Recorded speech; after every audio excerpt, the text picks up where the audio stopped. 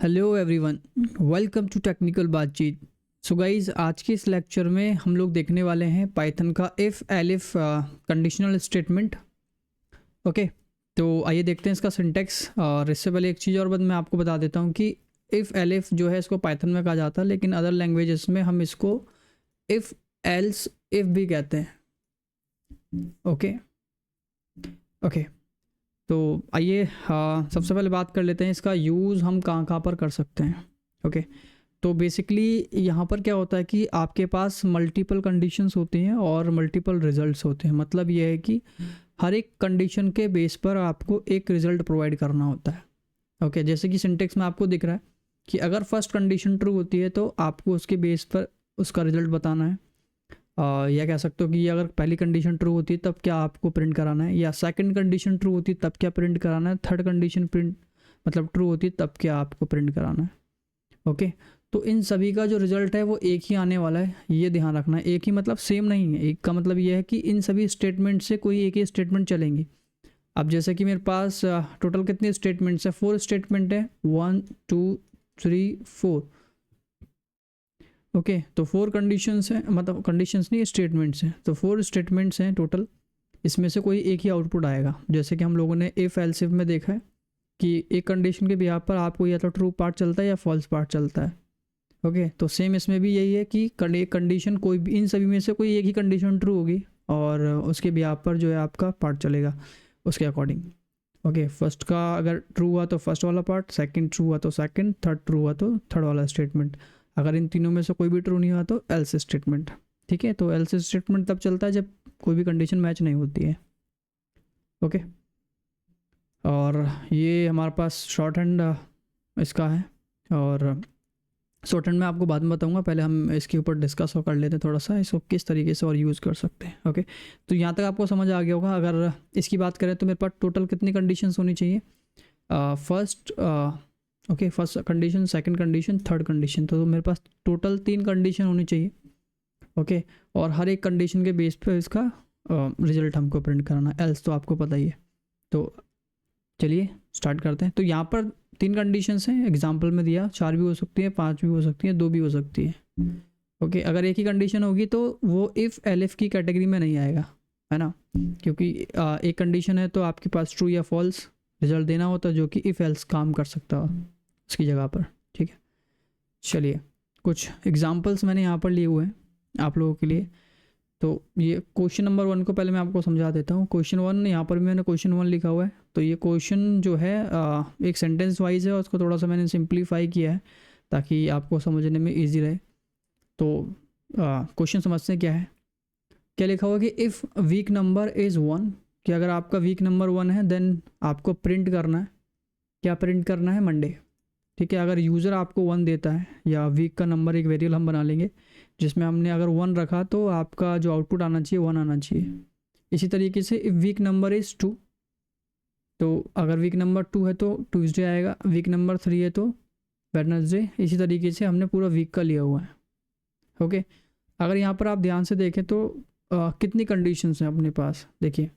Week number 1 Monday के लिए है, week number 2, week number 3, 3 condition हो गई, वीक नंबर 4 थर्सडे के लिए है, वीक नंबर 5 जो है आपका फ्राइडे के लिए है, और वीक नंबर 6 जो है सैटरडे के लिए है। ओके, तो देखा जाए टोटल हमारे पास 6 कंडीशंस हैं। ओके, और इसके आउटपुट्स कितने हैं, मतलब रिजल्ट्स कितने हैं। ओके, हर कंडीशन पे तो दिया हुआ, जैसे कि मंडे है 1 हो गया, है ना, और ट्यूसडे 2 3 4 5 6।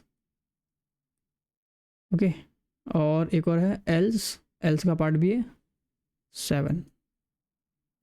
Okay, invalid week. तो देखा जाए तो कंडीशंस हमारे पास 6 हैं, 6 कंडीशन है, और स्टेटमेंट्स कितने हैं आपके पास, 7 स्टेटमेंट। ओके, तो हमेशा मैक्सिमम टाइम यही होता है कि हमारे पास कंडीशंस हमेशा कम होती है स्टेटमेंट से। ओके, मतलब इस स्टेटमेंट का मतलब समझना, आपको ये ब्लॉक की बात कर रहा हूँ। ब्लॉक मतलब कि इफ़ अगर पहली कंडीशन ट्रू होती है तो उसके ब्लॉक में आपको क्या लिखना है। ज़रूरी नहीं है कि एक लाइन लिखा होगा, 2 3 4 5 8 10 लाइन में लिख सकते हैं, मतलब एक ब्लॉक की बात की है। ओके, तो एक कंडीशन एक ब्लॉक, दूसरी कंडीशन दूसरा ब्लॉक। तो इसी तरीके से जितनी हमारी कंडीशंस होती है उससे एक ज़्यादा स्टेटमेंट होती है, आप कह सकते हो। ठीक है, तो 6 कंडीशन है तो 7 स्टेटमेंट होगी आपकी। हो सकता है कि एल्स पार्ट ना दिया हो हमने, तो उस केस में तो 6 रह जाएगा, है ना। चलिए इसको सिंप्लीफाई देखो मैंने किया हुआ है यहाँ पर। देखिए क्वेश्चन एक ही है, ध्यान रखना, क्वेश्चन एक ही, लाइन नंबर ज़्यादा लिखी है तो इसका मतलब ये नहीं है कि इतनी सारी कंडीशन, इतने सारे क्वेश्चन एक ही है ना। और देखिए, तो यहाँ पे लिखा वीक नंबर 1 है तो मंडे प्रिंट करा दो, वीक नंबर 2 है तो ट्यूसडे, 3 है तो वेडनेसडे, 4 है तो थर्सडे, 5 फ्राइडे एंड 6 के लिए सैटरडे। एल्स अदरवाइज इन सभी ने नंबर में से कुछ भी नहीं हुआ तो अदरवाइज इनवैलिड वीक नंबर, हमने ये दे दिया है। ओके, थोड़ा सिंप्लीफाई किया है मैंने इसको, और कुछ भी नहीं है।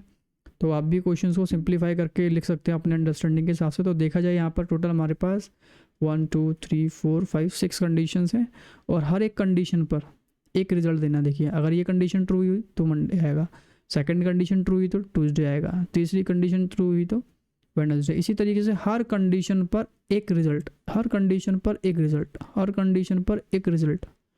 ओके, एल्स, ये एल्स वाले पार्ट के लिए। तो मैं यहाँ पर ये समझाना चाह रहा हूँ आपको बार बार कि इफ़ एलिफ के अंदर हर कंडीशन पर एक रिजल्ट दिया होता है, और आपके पास एक से ज़्यादा कंडीशन होनी चाहिए, तभी इफ़ एलिफ का आप यूज़ कर सकते हैं। ओके, ये ध्यान रखना, पॉइंट करने वाली बात है। You should have more than 1 condition for if elif. Okay, अगर एक ही कंडीशन रहेगी तो उस केस में इफ़ एलिफ का यूज़ नहीं कर सकते। एक जैसे कि अगर वीक नंबर 1 है तो मंडे प्रिंट करा दो, है ना। तो इसको कितना सिंपल कर सकते हैं, इफ़, जैसे कि मैं लिया week number is equal to 1 है तो क्या प्रिंट करा देना आपको, मंडे। अगर मैंने मंडे प्रिंट करा दिया, ओके, तो ये तो सिंपल इफ हो गया। लेकिन इसका अगर मैंने एल्स दिया होता तो एल्स लिखना पड़ेगा, और एल्स के लिए invalid, invalid week. Okay, invalid week. Okay, ये मुझे इसको प्रिंट में लिखना था। तो समझिए कि अगर एक ही कंडीशन है ना तो उसका एक ही रिजल्ट आएगा, है ना, मतलब एक ही ब्लॉक बनेगा। एल और इफ़ का एल्स लिखोगे तो वो आपका इफ़ एल्स हो जाता है ना। अगर सिर्फ इतना लिखा होता तो सिंपल इफ़ हो जाता। तो इसमें इफ़ एलिफ का तो काम ही नहीं है। इफ़ एलिफ का काम तभी होगा जब आपके पास मल्टीपल कंडीशन होगी, और हर एक कंडीशन के बेस पर आपको एक आउटपुट प्रिंट कराना होगा। जैसे कि यहाँ पे एक कंडीशन है तो एक आउटपुट, दूसरी कंडीशन है दूसरा आउटपुट, तीसरी कंडीशन है तीसरा आउटपुट। ओके, अब इसका मतलब ये मत समझना कि अगर मेरे पास 6 कंडीशन है तो 6 आउटपुट आएंगे, नहीं। इन 6 कंडीशन में से जो भी कंडीशन ट्रू होगी वही उसी का आउटपुट आएगा। अगर 6 कंडीशन है, 6 कंडीशन में से कोई एक ट्रू होने वाली है तो रिजल्ट तो एक ही आने वाला है। मेरा कहने का मतलब है हर कंडीशन का एक ब्लॉक होता है अपना, ठीक है, हर कंडीशन का एक ब्लॉक होता है। ठीक है, तो इसको एक बार प्रैक्टिकली करते हैं, थोड़ा और क्लियर हो जाएगा। ओपन कर लेते हैं पाइचाम, ये ओके, ये क्वेश्चन है हमारे वीक नंबर के ऊपर। तो ऐसा करते हैं, एक वेरिएबल बना लेते हैं वीक नंबर का। Week number is equal to int कर देंगे, और यहाँ पर हम कर देंगे इनपुट। ये तो पता है आपको इंट और इनपुट हम क्यों ले रहे हैं। हमने कहा एंटर योर वीक नंबर, ठीक है। और उससे पहले हम एक मैसेज और इसको दे देंगे, print please enter value between को शॉर्ट फॉर्म में लिख देते हैं 1 to 7। ओके, इस तरीके से 1 to 7 ही 1 to 6 था। ओके, तो उसको मैसेज हमने दे दिया कि 1 से 6 के बीच में वैल्यू डालो। तो इफ़, हमने कहा इफ़ कि वीक नंबर का जो वेरिएबल है उसमें अगर वैल्यू आती है 1, अगर आपने 1 प्रेस किया तो उस केस में हम चाहते हैं कि आपको क्या प्रिंट हो, मंडे। ओके, इसी तरीके से अब यहाँ पर क्या लिखना पड़ेगा, देखो अब लिखना पड़ेगा elif. Okay, elif में हमने लिखना है अगर week number is equal to 2 होता है, ठीक है। तो देखिए यहाँ पर हमने इफ़ लिखा हुआ है, और बाकी जितने भी आएंगे एल इफ़ लिखना है आपको। एल इफ़ के बाद कंडीशन देनी है आप, ठीक है। तो अगर वीक नंबर 2 है तो हमको क्या प्रिंट करना है, ट्यूसडे। ओके, इसी तरीके से मैं ऐसा करता हूँ, कॉपी कर लेता हूँ इनको,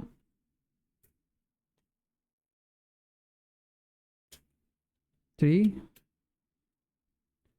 4 1 2 3 4 5 लास्ट का एक आपका 6। ओके, तो 2 के लिए ट्यूसडे, 3 के लिए वेडनेसडे, 4 के लिए थर्सडे, 5 के लिए फ्राइडे और 6 के लिए हमने कहा सैटरडे। ओके, अब ज़रा सोचिए कि अगर वो 1 वीक, ओके ऐसा करते हैं कि वीक नंबर लेट सपोज मैंने 5 रखा, ठीक है, तो 5 रखा तो सबसे एक एक करके कंडीशन चेक की जाएगी, क्या week number is equal to 5 है क्या। यहाँ पर कंडीशन फॉल्स हो गई तो ट्रू ब्लॉक में नहीं जाएगा। फिर चेक करेगा सेकंड में, सेकंड कंडीशन चेक की जाएगी, क्या वीक नंबर आपका 5 है, नहीं है, क्या वीक नंबर 5 है, नहीं है, वीक नंबर 5 है, नहीं है, वीक नंबर 5 है, यस, यहाँ पर मिलेगा तो क्या आउटपुट आएगा, फ्राइडे, अगर वीक नंबर में मैंने 5 डाला होता है ना। अदरवाइज सोचो अगर मैंने 10 डाला है तो 10 के केस में तो इनमें से कोई भी मैच नहीं होगा, तो कोई भी मैच नहीं होगा तो उस केस में हमने उसका एल्स पार्ट नहीं लिखा है, तो आपका आउटपुट भी कुछ भी नहीं आएगा, है ना। बट अगर हम चाहते हैं कि अगर इनमें से कोई नंबर उसका ना आए तो उस केस में क्या प्रिंट होना चाहिए, तो उस केस में हमने बोल दिया इसको print enter valid, you have entered invalid value, या ऐसा कह सकते हैं, ठीक है, यू हैव एंटर्ड या please enter a valid number, इस तरीके से। ओके, व्हाट इज दिस, इसको हटा देते हैं, इसको नीचे कर लेंगे थोड़ा, ठीक है। तो अब देखिए इसको मैं इसको प्रिंट कराता हूँ, मैंने लिखा पाइथन डेमो 18 और एंटर करते हैं। तो देखो सबसे पहले मैसेज आया, please enter value between 1 to 6, 1 से 6 के बीच में वैल्यू डालनी है, और प्लीज़ एंटर एंड वीक, कोई भी एक वीक नंबर डालना है आपको, मैंने सपोज ये 5, तो 5 के केस में क्या आना था, फ्राइडे। ओके, थोड़ा इस पे स्पेस दे देते हैं हम लोग। ओके, काफ़ी इजी है, फिर से रन करते हैं। लेट सपोज मैंने दिया इसको 6, तो 6 के लिए सैटरडे, मैंने दिया इसको लेट सपोज 7 देते हैं, 7 के केस में क्या आएगा, देखो प्लीज़ एंटर है वैलिड नंबर, ठीक है। अगर मैंने इसको नहीं दिया होता तो क्या होता, देखिए, सॉरी, अगर मैं इसको ना ही दूँ और फिर अपने प्रोग्राम को रन कराऊँ, तो लेट सपोज मैंने 10 दे दिया, तो 10 के केस में कुछ भी नहीं आया, प्लीज़ एंटर वैल्यू, वैल्यू डालते रह गया बस, आउटपुट कुछ भी नहीं आया। तो अगर आप चाहते हैं कि मुझे उसके लिए मैसेज देना है तो वो डाल सकते हो आप, देखो इनवैलिड 2 दिया तो ट्यूसडे, गॉट इट। तो कितना ईजी है, हर कंडीशन पर देखो, हर कंडीशन पर एक रिजल्ट, हर कंडीशन पर एक रिजल्ट। देखो अब यहाँ पर हमने टोटल 6 कंडीशन लगाई है, लेकिन 6 कंडीशन के 6 आपके आउटपुट नहीं आए, 6 में से कोई एक ही आया। तो कितना भी बड़ा इफ़ एलिफ हो आपका, अगर 1000 इफ़ एलिफ भी लगाए ना आपने, तो रिजल्ट कितना आएगा, सिर्फ एक ही आने वाला है, क्योंकि कंडीशन कोई एक ही सही होगी। आप सोचो कि भाई दो जगह में अगर 1 कर दूँ लेट सपोज, तो उस केस में क्या ये भी आएगा, ये भी आएगा क्या, अब ज़रा सोच के बताइए, ठीक है। हम रन कराते हैं, देखिए अब आपको बताना है कि अगर यहाँ भी 1 दिया है, यहाँ भी 1 दिया है, ठीक है, तो उस केस में क्या दोनों रिजल्ट आएगा, या ट्यूसडे आएगा या मंडे आएगा, ये आपको बताना है, ठीक है। चलिए, आई थिंक बता दिया होगा। चलो अब मैं नंबर 1 डालता हूँ, अब देखते हैं कि जो आप लोगों ने नंबर मतलब जो भी आउटपुट सोचा होगा वो सही है गलत है। तो देखो ये आया, मंडे आया, तो क्या हुआ, दोनों जगह तो है आपका ना 1 1 मैच होना चाहिए दोनों केस में। तो ये क्या करता है, देखिए टॉप टू बॉटम चलता है, ऊपर से वैल्यू चेक की जाएगी, क्या week number is equal to 1 है, इसको यहीं पर ट्रू मिल गया, अगर इसको यहीं पर ट्रू मिल गया तो कहाँ चला गया, इस ब्लॉक में आ गया। अब इस ब्लॉक में, अब अगर वो किसी ब्लॉक में चला जाएगा ना तो उससे बाहर नहीं निकल सकता, ठीक है। तो यहाँ पर ही आउटपुट दे दिया और उसके बाद नेक्स्ट नहीं चेक करेगा, तो इसको जो भी पहली कंडीशन ट्रू मिलती है उसी में जो वो जाकर उसका आउटपुट प्रिंट करा देता है, ठीक है। चलिए ये तो इजी हो गया हमारा सॉल्यूशन। ओके, चलिए दूसरा क्वेश्चन भी हमारे पास, तो ये काफ़ी इजी वाला था, मैंने आप लोगों के लिए भी कुछ क्वेश्चंस रखे हुए हैं। ओके, सेकंड वाला करते हैं, ये भी सेम है उसी तरीके से, थोड़ा सिंप्लीफाई करके लिख दिया। क्वेश्चन नंबर 2 है, क्वेश्चन नंबर 2 है, ध्यान रखना क्वेश्चन 4 नहीं है, एक ही क्वेश्चन है ये, ठीक है।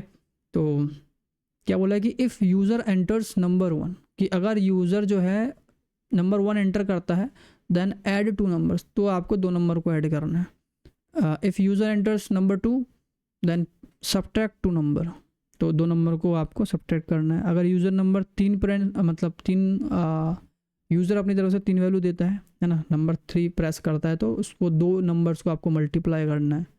इसी तरीके से अगर 4 नंबर देता है तो आपको डिवाइड करना है। अदरवाइज़ अगर इन चारों के अलावा कुछ और नंबर देता है आपको तो you have entered invalid number, तो आपको क्या मैसेज प्रिंट कराना है, you have entered invalid number. Easy, ये भी आपके इसी तरीके से वीक जो हमने प्रिंट करा है।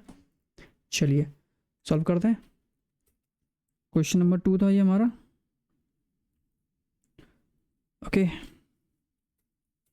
तो ये क्वेश्चन किसके ऊपर है, ये है आपका कैलकुलेशन है कुछ नंबर प्रिंट करना। तो लेट सपोज नंबर नाम का वेरिएबल बना लेता हूँ, number is equal to int and int input, sorry यहाँ पर बोलेंगे enter any value between 1 to 4, 1 से 4 के बीच में कोई भी एक नंबर आपको देना है।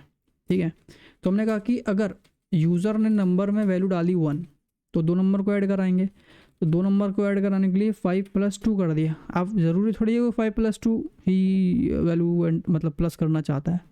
तो हम ऐसा करते हैं, यूज़र को बोलेंगे क्या आपने सबसे पहले तो क्या किया, आपने नंबर डाला ना, क्या नंबर डाला कि आपने 1 से लेकर 4 तक वैल्यू दे दी। ठीक है, नॉट सॉरी 1 से 4 तक नहीं दिया, हाँ मतलब 1 से 4 के बीच में से कोई भी वो नंबर दे देगा। तो उसके बाद हम उससे पूछेंगे कि बताओ 2 नंबर ऐसे दो जिसको आपको ऐड मल्टीप्लाई या सब्ट्रैक्ट करना है। ठीक है, तो हम यहाँ पर हम बोल देते हैं कि नंबर 1 या वैल्यू 1, क्या पहली वैल्यू क्या देना चाहते हो। हमने कहा एंटर फर्स्ट वैल्यू, और इसी तरीके से वैल्यू 2 के लिए एंटर सेकंड वैल्यू। ओके, यहाँ पर हमने कर दिया 1, और ये वैल 1 और वैल 2। ठीक है, देखो क्या होगा, शुरू से बताता हूँ फिर से। तो सबसे पहले हमने बोला कि enter any value between 1 to 4, 1 से 4 के बीच में कोई भी नंबर वो प्रेस करेगा, प्रेस कर दे। लेट सपोज 1 प्रेस किया या 2 प्रेस किया, अभी मैं मान के चलता हूँ अगर उसने 1 प्रेस किया।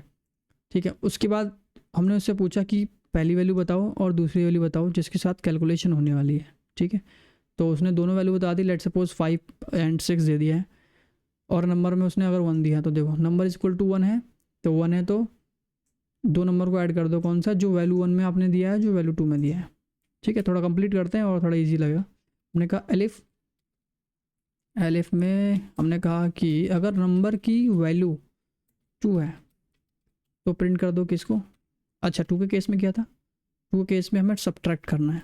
ठीक है, तो सब्ट्रैक्ट करने के लिए वैल्यू 1 माइनस वैल्यू 2। ओके, इसी तरीके से एलिफ हमने कहा नंबर में अगर आपने 3 दिया है तो 3 के केस में क्या बोला है, तो मल्टीप्लाई करना है। तो मल्टीप्लाई 2 नंबर का, तो value 1 multiplied by value 2। Okay, elif तो हमने कहा नंबर इज इक्वल टू अगर 4 है, ठीक है 4 है, तो उस केस में क्या किया, प्रिंट सब्ट्रैक्ट करना था ना, तो value 1 divided by value 2। Otherwise in चारों के अलावा कुछ और नंबर आप देते हैं तो उस केस में हम प्रिंट कराएंगे यू एंटर्ड, या फिर यू प्लीज़ प्रोवाइड, ऐसा करते हैं, please provide a valid range of number. ठीक है, जो रेंज हमने आपको बताई उस रेंज के अंदर ही प्रोवाइड करो एक तरीके से। ठीक है, चलिए तो सबसे पहले इसको हम रन करा लेते हैं अब।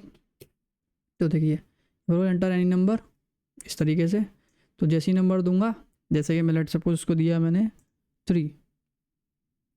ओके, तो मैंने यहाँ पे नंबर 3 दिया है। ओके, काम करते हैं, यहाँ पर स्पेस नहीं है, कोई स्पेस देता हूँ, दोबारा से रन करता हूँ, Ctrl+C, मैंने क्लियर कर दिया स्क्रीन को। चलिए, तो लेट सपोज मैंने 3 दिया, तो 3 दिया नंबर कहाँ जाएगा, इसमें जाएगा। इसके बाद नेक्स्ट लाइन चलेगी है, तो पहली वैल्यू डालने के लिए पूछेगा, फिर दूसरी वैल्यू डालने के लिए पूछेगा। चलिए, पहली वैल्यू हमने दे दी 10 एंड दूसरी वैल्यू दे दी हमने 5। ठीक है, तो जैसे एंटर करूँगा तो देखिए नंबर में क्या दिया था 3, तो नंबर 1 यहाँ पर मैच नहीं हुआ, 2 भी 3, यहाँ जैसे ही मैच होगा तो इस वाले ट्रू ब्लॉक में जाएगा, और वैल्यू 1 कौन सी थी आपकी, ये 10 डाली हमने और वैल्यू टू 5 डाल रहे हैं, ठीक है। तो 5 इंटू 10 इंटू 5 हो जाएगा 50, एंटर करते हैं। देखिए आंसर कितना आना चाहिए 50, ठीक है। इस तरीके से आ गया। लेकिन यहाँ पर हम और थोड़ा सा और डेकोरेट कर सकते हैं कि सामने वाले को पता नहीं लग रहा अगर मैंने 3 दिया है तो क्या कैलकुलेशन परफॉर्म होने वाली है ना, क्या होगा, ठीक है। तो हम ऐसा करते हैं, सबसे पहले मैसेज देते हैं टॉप पर, हमने कहा प्रिंट प्रेस 1 फॉर एडिशन, ठीक है। इसी तरीके से 2 4 3 4 एंड 4 2 4 सब्ट्रैक्शन, 3 4 हमने डिवाइड किया था एंड 4 को हमने मल्टीप्लाई, एक मिनट, आई थिंक हमने हर को मल्टीप्लाई किया और इसको डिवाइड किया। ओके, तो ये मैसेज थोड़ा अच्छा लगे। अब देखिए क्लियर करते हैं फिर से। ओके, तो अब यहाँ पर समझ आ रहा है, प्रेस 1 फॉर एडिशन 2 सब्ट्रैक्शन। तो यूजर को समझ आएगा कि 1 प्रेस करूँगा तो क्या होगा, 2 प्रेस करूँगा तो क्या होगा, ठीक है। लेट्स सपोज अब हम दे देते हैं इसको 1। तो फर्स्ट नंबर हमने कहा 10, सेकंड नंबर हमने कहा 40, आंसर कितना आ गया 50। तब यह चाहते हो कि यहाँ पर भी जैसे 50 आया है तो ये क्या है ना, 50 एडिशन है सब्ट्रैक्शन है क्या है। वैसे तो यहाँ से पता लग रहा है क्योंकि इसने 1 दिया है तो एडिशन ही है। तो हम चाहते हैं 50 आया ना, तो एडिशन ऑफ 2 नंबर इस तरीके से मैं चाहता हूँ। तो यहाँ पर हम क्या कर देंगे, एडिशन ऑफ 2 नंबर्स इस तरीके से, और हम इसको इस तरीके से डेकोरेट कर देंगे। तो आप लोगों को पता ही है, ठीक है। आई थिंक मुझे बताने की ज़रूरत नहीं वाली चीज़ें, तो बाकी सबको भी डेकोरेट कर सकते हो आप लोग। मैं दोबारा रन करता हूँ। जैसे 1 दिया, कुछ नंबर दिया 25 25 50, देखो addition of 2 numbers is this, ठीक है। तो जैसे ही मैसेज है, तो कहने का मतलब ये है कि देखो हर कंडीशन के बेस पर एक रिजल्ट, हर कंडीशन के बेस पर एक रिजल्ट। तो इफ़ एलिफ के अंदर आपके पास मल्टीपल कंडीशंस होती हैं, ठीक है। चलिए, ये काफ़ी इजी क्वेश्चन हैं अभी जो मैं आपको करा रहा हूँ, ठीक है। एक ये भी है, ठीक है। एक ये नंबर वाला भी मैंने सोचा रख लिया जाए, नंबर वाले हैं अभी तक। तो कुछ कैलकुलेशंस हैं इसके अंदर, बस ये भी इजी है, ठीक है। और कुछ मैंने आप लोगों के लिए क्वेश्चंस भी दिए हैं, ठीक है। चलिए इस लास्ट को और सॉल्व कर लेते हैं, इतना आपको कॉन्फिडेंट हो जाए, मतलब कॉन्फिडेंस आ जाएगा कि नेक्स्ट जो मैं क्वेश्चन दूंगा वो आप सॉल्व कर सकेंगे, ठीक है। चलिए क्वेश्चन नंबर 3 है कि if your salary is greater than and equal to 78,000, कि 78,000 या उसके बराबर सैलरी होती है आपकी, तो आपको 7% ऑफ टी ए मिलेगा, मतलब 7% टी ए मिलेगा। टी ए मतलब क्या होता है, ट्रैवल अलाउंस। कंपनी क्या देती है, ट्रैवलिंग अलाउंस देती है आपको, ठीक है। अगर 7% कब मिलेगा, जब आपकी सैलरी 78 से ज़्यादा होगी, ठीक है। चलिए क्या बोला, greater than and equal to, अगर 78 से ज़्यादा है आपकी सैलरी तो आपको कितना मिलने वाला है, 7%, ठीक है, सैलरी। और सेकंड है आपका if your salary is greater than 50, तो greater than and equal to 50,000 होता है तो 5%, अगर ग्रेटर देन इक्वल टू कितना है 30,000 अगर होता है तो आपको मिलेगा 3%, एल्स थिंक 2% है, देख लेते हैं, यस 2% है। तो क्या देना है, टी ए देना है। टी ए कहाँ से निकलेगा, इसकी सैलरी से निकलेगा, ठीक है। तो हमने कहा अगर सैलरी इतनी है, सैलरी और सैलरी, ठीक है। तो ये क्वेश्चन हैं हम लोगों के, ओके। तो ये सिंप्लीफाई बेसिकली मैंने कर दिया है, सेंटेंस में लिखा है, सिंप्लीफाई कर दिया, सही जी लगेगा, ठीक है। तो पहली कंडीशन और इसका रिजल्ट, सेकंड कंडीशन रिजल्ट, तो 7% इस तरीके से। तो मैंने आपको बताया किसी भी अमाउंट का परसेंटेज कैसे निकालते हैं, 7% टी कैसे निकलेगा। देखो सैलरी जितनी भी है आपकी उसको मल्टीप्लाई कर दोगे 7 से डिवाइडेड बाई 100, तो क्या निकल जाएगा, 7% ऑफ बेसिक सैलरी, ठीक है। बेसिक सैलरी का 60% निकल जाएगा, और 7% ये है क्या, टी ए है आपका, ठीक है। तो टी ए जितना भी बनेगा इसको कैलकुलेट करने के बाद, अब सैलरी के ऊपर डिपेंड करता है कि कितनी क्या सैलरी है ना। तो जो भी सैलरी होगी उससे मल्टीप्लाई 7 डिवाइडेड बाई 100, ओके। तो इस 7% इसको कब मिलेगा, जब सैलरी 78,000 या उससे ज़्यादा होगी, है ना, तो ही 7% वाले कैलकुलेशन में जाना चाहिए, ठीक है। और 5% के कैलकुलेशन में कब जाएगा, जब सैलरी 50,000 उससे ज़्यादा होती है, ठीक है, चलिए एक बार देखते हैं क्वेश्चन नंबर 3 में।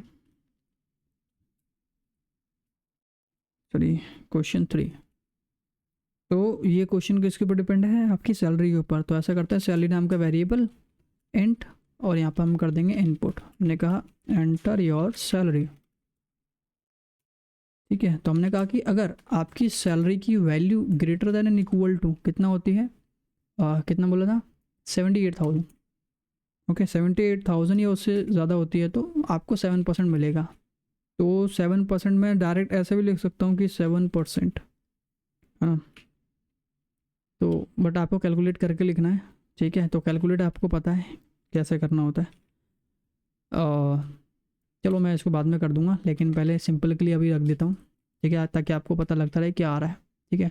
तो यहाँ पर क्या लिखेंगे, एलिफ, और एलिफ के बाद हम क्या बोलेंगे वापस कि अगर आपकी salary greater than and equal to 50,000 होती है, ओके, तो कितना 5%। तो अभी 5% मैंने एज ए स्ट्रिंग लिख रहा हूँ यहाँ पर, ठीक है। और एलिफ में हमने कहा कि अगर आपकी सैलरी क्या है, ग्रेटर देन इक्वल टू 30,000 है, तो कितना परसेंट, 3%, 3%।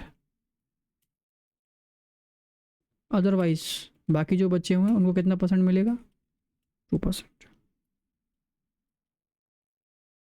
ओके, तो चलिए सैलरी डालते हैं इसकी।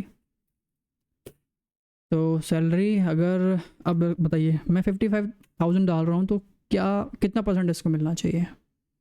तो चेक करें, 55,000, क्या 55,000 ग्रेटर और इक्वल टू 78,000 होता है, नहीं, कंडीशन फॉल्स हो गई, क्योंकि 55,000 तो बड़ा नहीं होता 78 से ना, तो कंडीशन फॉल्स, ये वाला पार्ट तो नहीं चलेगा। सेकंड वाले में जाएंगे, क्या सैलरी आपकी 55 जो है वो ज़्यादा या बराबर है 50 से, यस। तो वो 55 जो है बड़ा होता है किससे, 50 से, कंडीशन ट्रू हो गई तो ये वाला पार्ट चलेगा, बाकी सबको इग्नोर, ठीक है। चले देखते हैं, तो कितना है, 5% देखा, ठीक है, इजी। तो फिर से मैं आपको बोलता हूँ कि हर कंडीशन के बेस पर क्या करना है वो बताया गया, कि अगर ये कंडीशन ट्रू होगी तो इतना परसेंट, ये कंडीशन ट्रू होगी तो इतना परसेंट।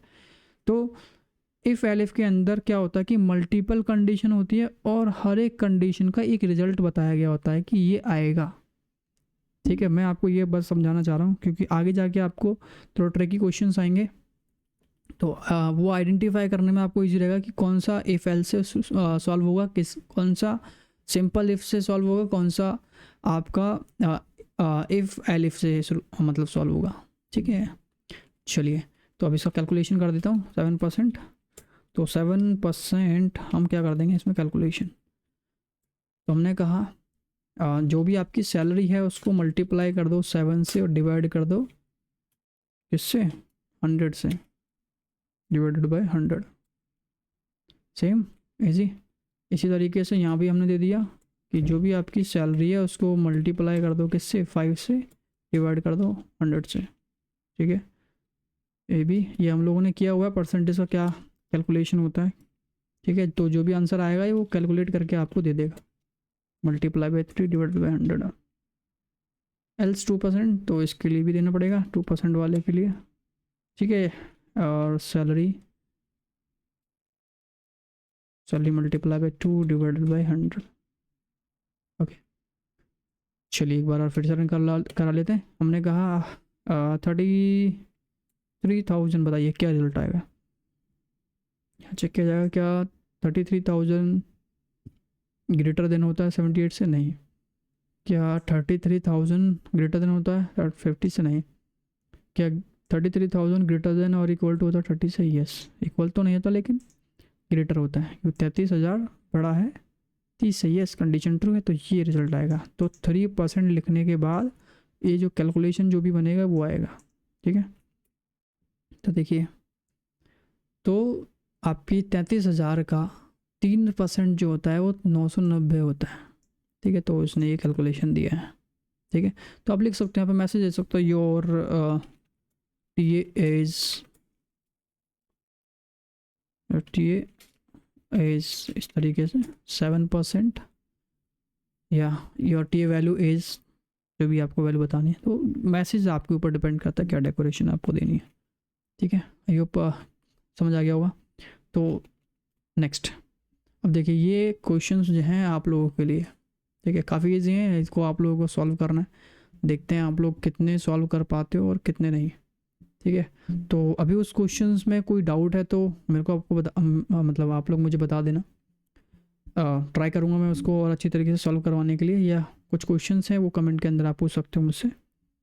और नेक्स्ट वीडियो में इसके कुछ ट्रिक्स हैं, कुछ रूल्स हैं जो आपको ध्यान रखने हैं, ठीक है, क्वेश्चन को सॉल्व करते टाइम इफ़ एल इफ के, तो वो भी मैं आपको बताने वाला हूँ, ठीक है। तो वीडियो पसंद आई है तो लाइक शेयर एंड सब्सक्राइब कर देना है आपको। और अगर सोशल मीडिया अकाउंट से जुड़ना चाहते हो तो इतने सारे लिंक्स मैंने आप लोग को मेरे अकाउंट में दिए हुए हैं, ठीक है, तो वहाँ से जाकर आप इसको ज्वाइन कर सकते हैं। तो अभी के लिए इतना ही, थैंक यू सो मच, मिलते हैं नेक्स्ट लेक्चर में।